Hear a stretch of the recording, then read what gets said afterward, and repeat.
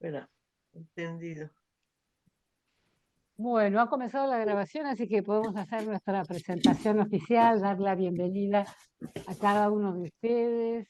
Esperamos que hayan pasado las fiestas, que hayan comenzado un año maravilloso, un año que construirá cada uno y también lo construiremos juntos en estos encuentros como hemos hecho ya a lo largo del año pasado, ¿verdad? Vamos a recordar un poquito cuáles son los criterios con los que nos movemos siempre.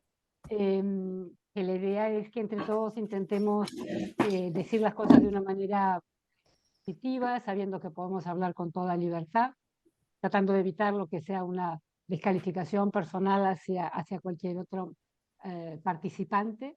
Siempre decimos que los moderadores pueden dejarnos un ratito en sala de espera si estamos un poquito ofuscados.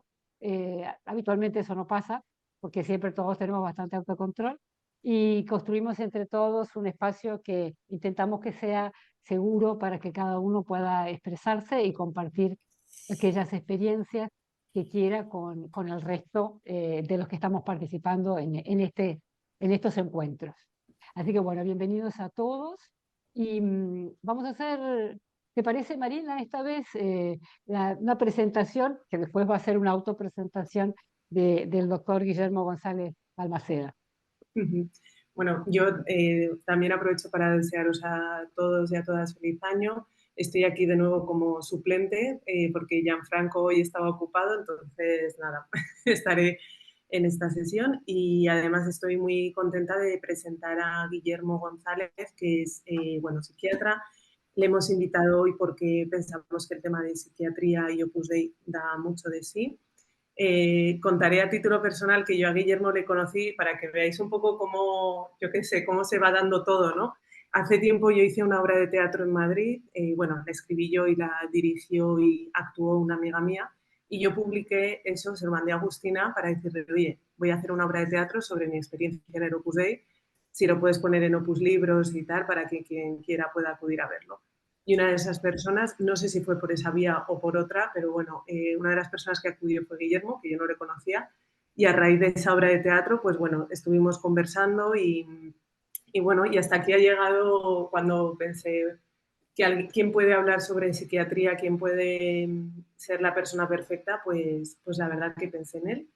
Y nada, bueno, ahora él se puede presentar mucho mejor, pero bueno, es una persona con mucha experiencia tratando con personas con problemas de salud mental, haciendo consulta uno a uno y además conoce en profundidad, obviamente, el Opus Dei, entonces creo que puede ser una sesión muy valiosa. Bueno, pues muchas gracias, Marina. Feliz año a todos. Encantado de conoceros, a pesar de que todavía solo sois caritas pequeñitas en mi ordenador, pero como vamos a dialogar, pues nos vamos a conocer. Y estoy encantado porque estoy convencido de que todos vosotros sois buena gente. Hace falta ser buena gente para dar un paso al frente cuando se piden voluntarios para arreglar el mundo, y todos lo disteis. Y la buena gente también es sensible, con lo cual hace falta ser buena gente para tener algunas heridas. A Donald Trump no le pasaría, por ejemplo, o a Vladimir Putin. Con lo cual voy a empezar presentándome y presentando un poco el esquema de la primera intervención que voy a hacer, aunque me gustaría, y en eso afortunadamente creo que estoy en sintonía con quienes organizan esta charla, que este coloquio lo construyésemos entre todos, con lo cual al principio habrá un pequeño sermoncillo, monólogo o como le queráis llamar por mi parte, pero luego vamos a intentar que abramos al diálogo, ¿vale? Porque el sentido común se encuentra en común. Bueno, mi nombre es Guillermo González Balmaseda. Yo soy natural de Pamplona y soy un chico de club, hijo de padres supernumerarios, muchacho de club, adscrito y luego aspirante a numerario, pero que a los 19 años, por una serie de cuestiones que no me cuadraban, dije, no, este no es mi camino. Y ya está, y seguí mi camino. Yo estudié medicina en la Universidad de Navarra, luego me especialicé en psiquiatría en el año 2000 aquí en Madrid, en el Hospital Gregorio Marañón, y he trabajado muchos años con las hermanas hospitalarias. ¿Qué os digo? En esta vida no se puede juzgar algo solo por su nombre, con lo cual no las juzgo por su nombre, las juzgo por su corazón. Para mí han sido maestras de amor a personas muy poco atractivas en apariencia, ¿no? Bueno, pues he trabajado con ellas atendiendo en régimen de hospitalización a personas con enfermedad mental grave y duradera, y he procurado mantener en paralelo pues consulta ambulatoria, de manera que el abanico de situaciones que se pueden ver en psiquiatría he procurado mantenerlo abierto, desde situaciones muy, muy, muy graves a situaciones, oye, muy cotidianas, pero que también escuecen y pueden ser motivo de atención, ¿no? Bueno, no sé si procede, yo creo que sí, pero os voy a compartir algo que es de mi intimidad, y es que soy cristiano, pero soy cristiano, digamos, de segunda generación. Haciendo una aproximación o un paralelismo con los Reyes Magos, diríamos que hay un cristianismo de primera generación, que es el de los niños que creen en los Reyes Magos. En mi caso luego hubo un ateísmo de, oye, mira, los Reyes Magos no existen. Y luego ha habido un cristianismo de tercera generación, que es descubrir que claro que existen, pero no como yo creía. No sé, a mí el amor de Cristo me lo han enseñado eso, las hermanas hospitalarias, o me lo he ido enseñando la realidad. De manera que a estas alturas soy cristiano en el estricto sentido de la palabra, decir, joder, qué bueno y cuánta razón tenía este hombre y qué razón tiene el mundo en recordarle. Bueno, pues ahora voy a exponer un poco el índice de lo que vamos a hablar, ¿no? Voy a empezar enunciando lo que me gustaría que fuese este encuentro y lo que os pediría y quiero que no sea. Luego voy a comentar algunas cuestiones que tienen que ver con la salud mental y la espiritualidad. Podríamos llamar psiquiatría y fe. Y os voy a dar unas cuantas referencias, bueno, pues para abundar ya por vuestra cuenta fuera de este encuentro. Luego os voy a compartir algunos elementos básicos de la salud mental que creo que van a ser útiles para abordar algunas preguntas que pues Marina me ha hecho llegar de vuestra parte. Luego voy a hacer una pequeña sorpresa. Esta no la voy a desvelar, pero voy a hacer una pequeña sorpresa. Y luego voy a hablar de cuestiones también básicas, ya no de psiquiatría, sino incluso de psicología, de cómo los seres humanos vamos tratando de nutrir nuestras necesidades y cómo vamos, bueno, pues también manejando nuestras emociones, ¿no? Y por último, abordaré de manera primaria, por decirlo así, o de manera primera, en unas primeras pinceladas, respuestas a los dos grandes grupos de preguntas que le habéis hecho llegar a Marina. Y a partir de ahí me gustaría que esto durase como unos 40 minutos y a partir de ahí la pelota ya estará en tejado de todos nosotros, ¿vale? Para que las preguntas las vayamos contestando en común. Bueno, pues este encuentro me gustaría que fuese un lugar de compartir miradas templado. Y templado es algo que, aunque se parece a tibio, está en las antípodas de tibio. Lo tibio es aquello que, cuando debería estar caliente o frío, apenas se inmuta. Y resulta que cuando hablamos de cosas importantes, lo natural es calentarse mucho. Pero templado significa que no abordemos las cosas en el máximo grado de calor, sino que luego las hayamos templado. Entonces, como vamos a hablar de situaciones que son muy dolorosas, me gustaría empezar guardando un minuto de silencio, porque no os conozco y algunos de vosotros tendréis heridas muy profundas, con lo cual os voy a pedir que durante este minuto cada uno, y sobre todo aquel que lo necesite, respire, digamos, la emoción que o bien se le ha despertado o bien intuye que se le va a despertar en esta reunión. Y que si en algún momento de esta reunión necesita parar y respirar otra vez por su cuenta, que lo haga. Porque, insisto, esta reunión va a ser un coloquio templado, pero no va a ser una terapia. Me gusta tratar con respeto la terapia y para poder hacer una terapia tendría que primero conoceros a cada uno mucho más de lo que os conozco, ¿vale? Así que vamos a empezar ese minuto de silencio.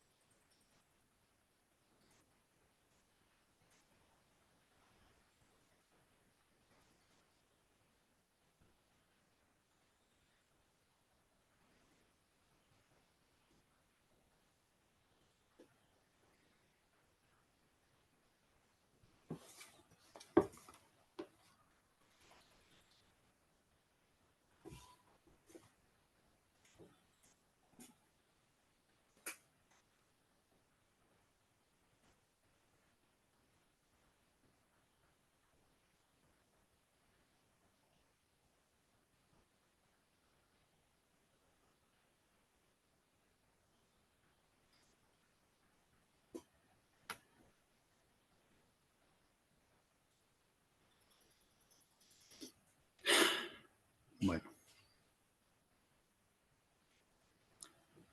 pues si os parece continuamos. Me gustaría que, bueno, en todo el compartir que os voy a hacer, no haya oportunismo o improvisación por mi parte. Y para eso voy a comenzar haciendo una cosa de verdad, no con vanagloria ni arrogancia, sino con el deseo de poner fundamento a que lo que siento no se me acaba de ocurrir, sino que ya lo sentía. Y entonces me voy a citar a mí mismo en la novela en la que le compartí a Marina. Le voy a citar a mí mismo porque es la novela en la que un hombre va recorriendo el Camino de Santiago al revés y en uno de los momentos habla de los abusos sexuales en la Iglesia y en otro de los momentos pasa delante de la prelatura del Opus Dei en Pamplona. Entonces me gustaría leeros esas dos escenas, porque lo que aparece en la novela va a ser coherente con lo que luego vayamos diciendo aquí, ¿vale?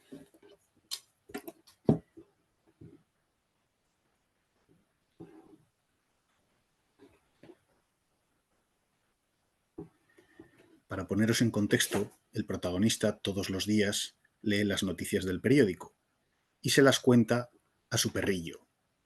Es el compañero de camino, ¿no? Entonces, ese día, que es un 16 de agosto, 16 de agosto de 2018, lee en el periódico, y realmente fue publicado en el periódico, por decirlo así, el escándalo de abusos sexuales ocultados en Pensilvania. Ven, Phil, las noticias. Te hago un resumen. Pero a continuación guardó silencio. Leer el primer titular le produjo un indecible estremecimiento de repulsa. Hablaba de los abusos sistemáticamente perpetrados por algunos religiosos en Pensilvania y de las décadas de inacción por parte de la propia Iglesia. Cerró los ojos, respirando despacio el dolor.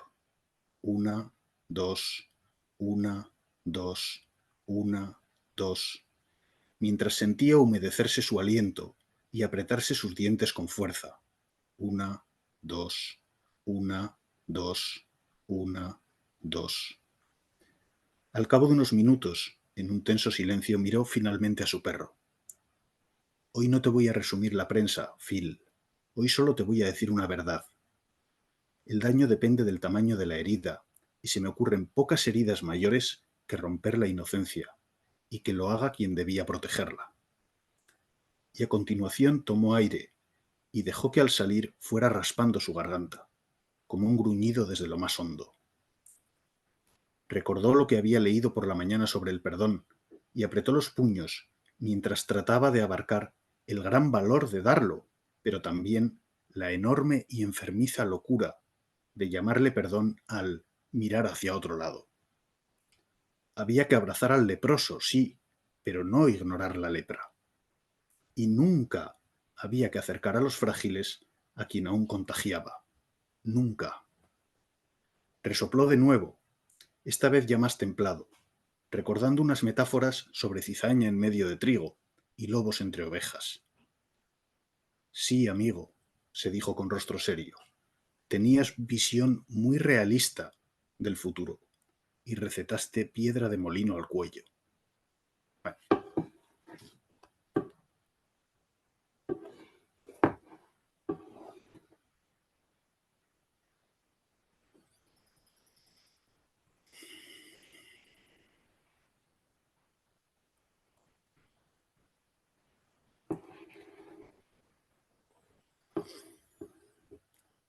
Y ahora, la escena en la que pasa delante del edificio de la delegación del Opus Dei en Pamplona, que está en la avenida de Bayona. Hasta salir al parque de Antoniuti, y al recorrer la avenida de Bayona sintió un borboteo interior cuando se acercaba a la delegación de aquella prelatura que hacía muchos años había visitado. Como si masticara un trozo de pescado con demasiadas espinas, quiso apreciar la parte sana que aquel lugar aportaba a muchas personas en el fondo, pero su corazón no lograba separarlo de la profunda repulsa que le producían ciertas formas, y aún más del execrable impudor con que algunos habían tratado la intimidad de muchas almas confiadas. Con un sonoro resoplido, pareció expulsar aquello que le revolvía las tripas de la mente, y la repulsa se transformó en una ira que le endureció la mirada, aunque por suerte no pasaba nadie al que pudiera inquietar su expresión. Algún día, se dijo para sus adentros, todos tendríamos que hacer un buen examen de conciencia. Bueno, respiro unos segundos.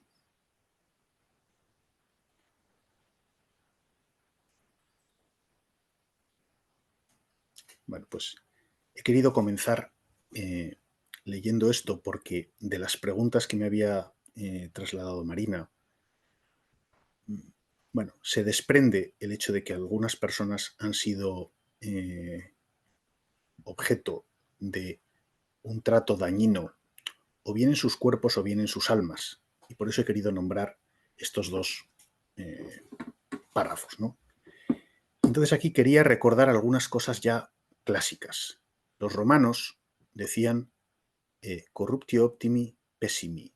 La corrupción de lo óptimo es lo pésimo. La historia nos enseña que a veces en aquellos lugares donde se procura cultivar la excelencia es también donde ocurren las mayores iniquidades. Y una de las personas que preguntaba nombraba a Viktor Frankl y su libro El hombre en busca de sentido, ¿no? Yo dentro de la psiquiatría probablemente no soy de ninguna corriente, por lo menos en el sentido de pertenencia, ¿no? Pero si me acerco a alguien, probablemente a quien más me acerco es a Viktor Frankl, en su visión de la psiquiatría, en su visión del ser humano y del sentido como eje de una vida, ¿no? Y Viktor Frankl tenía una frase, que es que ante una situación anormal, una reacción anormal es lo normal.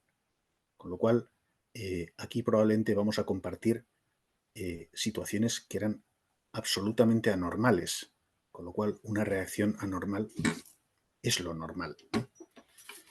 Bueno, he de deciros, y quería haberoslo dicho en la presentación, os lo digo ahora, disculpad, que no tengo una mala experiencia personal en la obra. No es cada uno tiene su historia, pero en mi caso no ha habido ninguna situación que yo pueda calificar de grave contra mí. Sí de incómodas, incoherentes, etcétera, etcétera. Pero digamos que no he tenido heridas mayúsculas, pero soy consciente de que ha habido personas, sí, con heridas mayúsculas. Y entonces ahora os quería hablar de psiquiatría y fe, pero si me pongo a tirar de este hilo, ocuparía toda la reunión, con lo cual lo único que os voy a dejar es un enlace. Uno de los pacientes, digamos, que asistía a las charlas de psiquiatría que yo daba en la clínica, me preguntó un día por qué no escribía esas cosas. Y la verdad es que le dije, oye, pues tienes razón, ¿por qué no? Y me puse a escribirlas. Y a partir de ahí creé un blog de psiquiatría que se llama Psiquiatría Poco a Poco. Entonces, he ido volcando en ese blog pues, muchas de las preguntas que hacen pacientes y familiares, y una de las últimas entradas habla de psiquiatría y fe, e incluye una especie de charla, conferencia o como le queráis llamar, en vídeo de 1 hora y media, parecido a lo que estamos haciendo ahora, pero en uno de los centros en los que trabajé. Entonces, el resumen de todo esto es la buena psiquiatría, es decir, la buena salud mental, y la buena religión, es decir, la religión con fundamento, van en la misma dirección.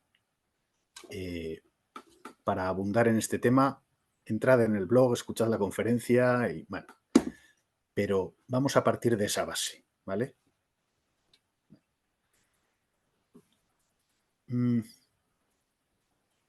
A ver, esto de que la corrupción de lo óptimo da lo pésimo, creo que es oportuno o es pertinente cuando hablamos del Opus Dei. De verdad, creo que en el Opus Dei ha habido cosas absolutamente óptimas. Yo soy hijo de médico de la Clínica Universitaria de Navarra. A mí como médico me formó la Clínica Universitaria y la Universidad de Navarra y creo que me formó muy bien. O sea, estoy orgulloso de haber estudiado ahí. Pero en los lugares donde se cultiva lo óptimo también puede crecer lo pésimo. Y quería ampliar un poco la mirada y decir, pero esto no ha ocurrido solo en el Opus Dei. Esto ha ocurrido en la psiquiatría. La psiquiatría es una disciplina que amo tanto que le dedico mi vida. No solo, también la dedico a mi mujer, a mis hijos y a mi tal. Pero desde un punto de vista profesional, de verdad, amo la psiquiatría. Y sin embargo, la psiquiatría tiene aspectos que son no un poco malos. No es una disciplina de sobresaliente que a veces saca notable. La psiquiatría es una disciplina, para mí, amable de sobresaliente porque cuida los dolores del alma, pero que cuando no se hace de sobresaliente es uno de los peores infiernos que hay sobre la tierra. Y de hecho, yo me formé con un psiquiatra que también amaba la psiquiatría y que sin embargo era tenido como antipsiquiatra, pero no porque estuviese en contra de la psiquiatría, sino porque estaba en contra de la mala psiquiatría. Bueno, pues corrupción de lo óptimo, lo pésimo. En el Opus Dei, sí. En la psiquiatría, sí. En la iglesia, sí. Bueno, es triste y doloroso, aunque creo que en estos momentos es valiosísimo esa puesta, por decirlo así, a la luz de tantas heridas que durante muchos años han estado ocultas. He atendido a personas que han sufrido abusos sexuales en el seno de la Iglesia y de verdad que, bueno, el dolor que os he transmitido antes en la novela se queda corto con el que uno siente cuando tiene delante a alguien así. Pero sé que también hay en el corazón de muchas personas de la Iglesia, y específicamente en el Papa Francisco, que me vais a perdonar, pero me cae muy, muy bien, el deseo de reparar. Imperfectamente, pero al menos el deseo. Y en concreto en la Iglesia, creo que podemos entender un poco el mecanismo dañino y maligno por el cual muchas veces se ha tardado en tratar con amor a quien merecía mucho amor. Yo suelo decir que la vida rima, ¿no? Entonces, si miramos la vida de la Iglesia y primero miramos a la de su primera cabeza visible, que fue Pedro, vemos que Pedro, en su primera batalla en la que tuvo que elegir entre el amor o el miedo, dejó que ganase el miedo. Afortunadamente, esa primera batalla que ganó el miedo no dijo la última palabra y después ganó el amor.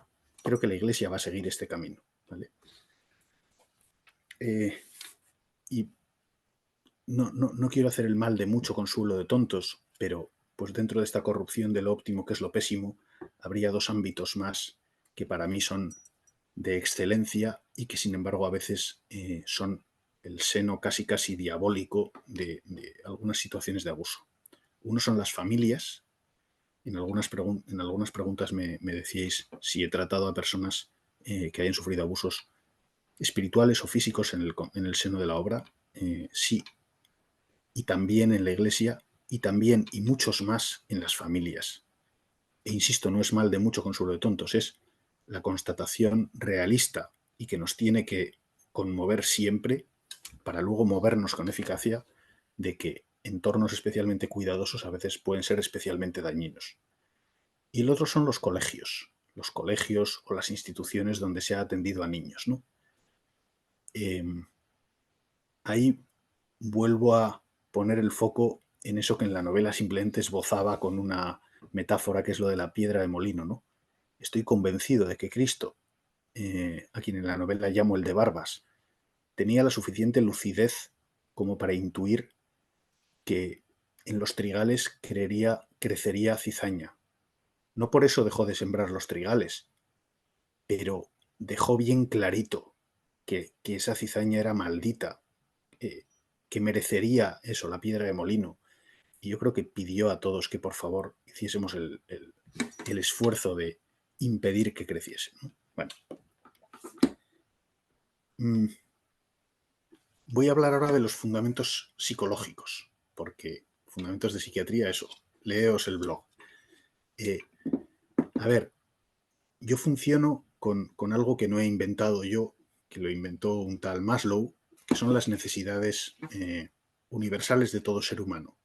Lo trabajo a diario en la consulta, ¿no? Entonces, aquí no os las voy a contar como si yo las supiese y vosotros no. La mayor parte de vosotros ya las conoceréis, entonces lo que quiero es simplemente recordar cuáles son para que las tengamos presentes. Todos los seres humanos tenemos necesidades básicas.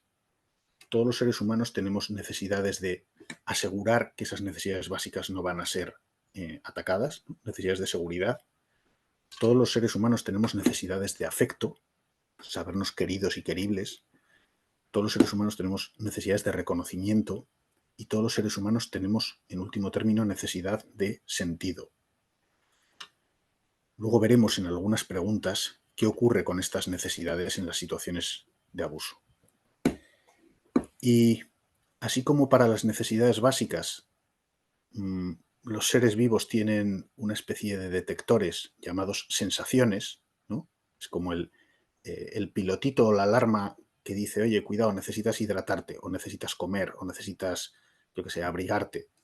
Pues esa parte ya no tan corporal que podríamos llamar nuestro interior, nuestro mundo psíquico, nuestra alma, nuestro espíritu, etcétera, tiene las emociones como detectores de cuando nuestras necesidades, oye, pues se están viendo bien nutridas o no. Pero resulta que las emociones a veces son muy intensas, mucho más de lo que podemos manejar inicialmente de forma activa o reparadora. Es como si dijésemos, cuando yo tengo hambre intermedia o moderada, ese hambre me puede movilizar para buscar comida, pero si de pronto tengo un ataque de hambre brutal, a lo mejor me quedo paralizado, ¿no? Bueno, pues para esas emociones muy intensas, en psiquiatría y en psicología se manejan lo que se llaman los alivios de emoción. Y hay alivios de emoción que son inofensivos, el movimiento, esa respiración que hemos hecho al principio de esta sesión de guardar el minuto de silencio y que tenga que llorar, llorar, o suspirar, o gruñir, o lo que haga falta. Las palabras, que es lo que un poquito haremos en esta sesión, pero seguro que lleváis muchos meses, y no sé si años, haciendo por vuestra cuenta, aliviar emociones con palabras, y los gestos metafóricos, ¿no? Esos son alivios no dañinos, pero cuando la emoción es muy intensa a veces podemos caer en los gestos dañinos, en los alivios dañinos. Y uno de los alivios dañinos, una de las maneras de no sentir esa emoción desbordante, es la negación. Puede parecer paradójico, pero como he dicho antes que la vida rima, con las quemaduras ocurre algo parecido. Cuando una quemadura es leve o moderada, de primer, de segundo grado, duele mucho. Pero cuando una quemadura es tan profunda que quema incluso los receptores nerviosos o los carboniza, llega un momento en que ni duele, directamente porque la piel está necrosada. Bueno, pues cuando una situación es dolorosa de un modo intermedio o moderado, nos duele, nos moviliza, etc. Pero cuando es abrumadora, puede ocurrir que directamente nuestro cerebro la disocie. Es decir, emplee este medio que podemos llamar dañino de negar. ¿Y por qué le llamo dañino? Porque inicialmente podríamos pensar, bueno, es un buen remedio, ¿no? evita que la persona sufra, ya, pero lo evita a costa de dos daños muy graves. Uno, y es que deja sin respuesta una agresión. Hace que la agresión se repita muchas otras veces, en tanto en cuanto uno la está negando y por tanto no tiene ningún elemento para cambiar.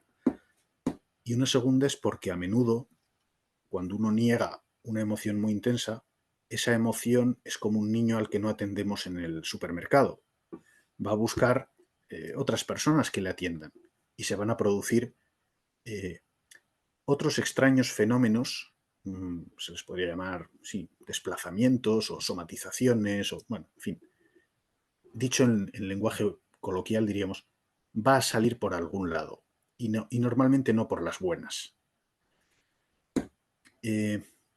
Bueno, pues esto me lleva a mirar, y no quiero extenderme mucho en este monólogo inicial, a mirar el conjunto de preguntas que me compartió Marina.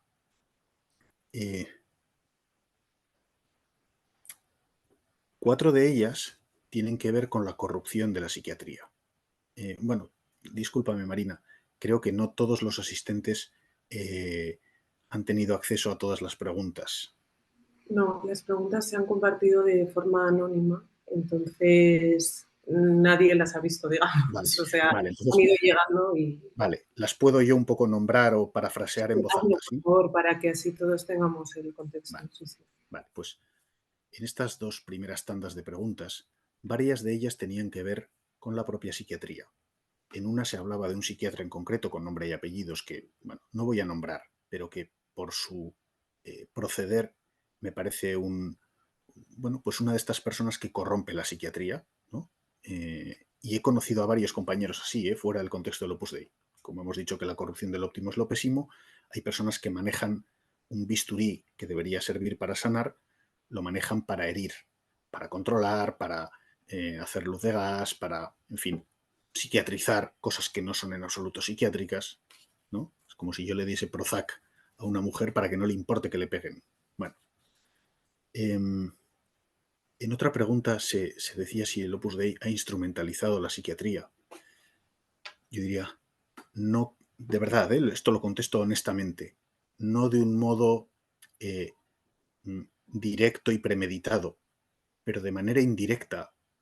La psiquiatría es un elemento de poder, es uno de los pocos ámbitos de la sociedad actual donde hay una clarísima asimetría entre el que está a un lado de la mesa y el que está al otro. Los psiquiatras a veces somos casi jueces, que depende de lo que dictaminemos, la persona de enfrente queda deslegitimada, desautorizada. Podríamos decir, es un elemento de poder. Claro, el poder es atractivo y a veces sin mala intención o por un deseo de resultados rápidos en un corazón que ha cultivado poco la sensibilidad del amor y que se ha quedado simplemente en las normas o la estructura, ¿no? Esos corazones que le daban asco a Cristo, ya me entendéis, los farisaicos, ¿no? Los que pasaban junto al samaritano y no, junto al hombre apaleado y no le ayudaban. Bueno, pues a veces la psiquiatría ha podido ser utilizada como atajo para resolver rápidamente, pero con poca delicadeza, situaciones que se tendrían que haber resuelto de otra manera. Y digo resolver cuando en realidad muchas veces no solo no resolvían, sino que empeoraban. Y el mejor remedio que uno podía tener frente a esa mala psiquiatría instrumentalizada era alejarse de ella y buscar otros caminos de curación, ¿no? Una persona preguntaba, oye, he estado con depresión y me han puesto pastillas. ¿Hay otras cosas aparte de las pastillas que se pueden emplear para la depresión? Claro que sí. Los psiquiatras no hemos inventado la salud mental. La salud mental, en general, yo por lo menos intento cuidarla siempre pensando que es algo que se sostiene sobre 4 pilares, ¿no? Uno que es la salud corporal, y ahí todo lo que podamos hacer de buena alimentación, ejercicio físico, buen descanso, etcétera, mens sana in corpore sano, aunque añadiría como un pequeño elemento, digamos, novedoso, que cada vez más se da importancia al tema de las vitaminas. No os voy a vender humo. Cuando en Australia en 2012 hubo un terremoto y hubo cientos de víctimas y miles de personas afectadas con lo que podríamos llamar un estrés postraumático, evolucionaron mucho mejor aquel subconjunto de supervivientes tratados solo con dosis altas de vitamina B1, B6, B12 que los que fueron tratados con una combinación estándar de antidepresivo típico y psicoterapia típica, ¿no? Bueno, pues el cuidado del cuerpo. El segundo pilar es el cuidado del entorno. Lo que decíamos de Viktor Frankl es que ante una situación anormal, una reacción es lo normal. Una reacción anormal es lo normal. O sea, si alguien quiere tener salud, a veces lo más sano que puede hacer es alejarse de los entornos dañinos o enfermizos o enfermantes, ¿no? Un tercer pilar es el cuidado interior. Y el cuidado interior, ojo, aquí intuyo que conecta con una mala utilización de las palabras vida interior en quienes han vivido la espiritualidad dentro de la obra. Cuidar la espiritualidad creo que es sanísimo, pero algunas veces dentro de la obra se ha podido cuidar de manera sana y otras veces no, de una manera rígida y casi diría antinatural.